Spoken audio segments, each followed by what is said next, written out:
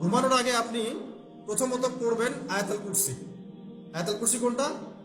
আল্লাহু লা ইলাহা ইল্লা হুয়াল হাইয়ুল কাইয়্যুম লা তাখুযুহু সিনাতুন ওয়া লা নাওম, এখান থেকে লাহু মা ফিস সামাওয়াতি ওয়া মা ফিল আরদি মান যাল্লাযী ইয়াশফা'ু ইনদাহু ইল্লা বিইذনিহি ইয়া'লামু মা বাইনা আইদিহিম ওয়া মা খালফাহুম ওয়া লা ইউহিতুনা বিশাইইন মিন ইলমিহি ইল্লা বিমা শা'a ওয়াসি'a কুরসিয়ুহুস সামাওয়াতি ওয়াল আরদ ওয়া লা ইয়াউদুহু হিফযুহুমা ওয়া হুয়াল আলিয়্যুল আযীম।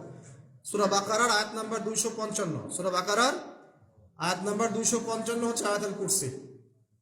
ঘুমানোর আগে আয়াতুল কুরসি পড়বেন বিছানায় গিয়ে। তারপরে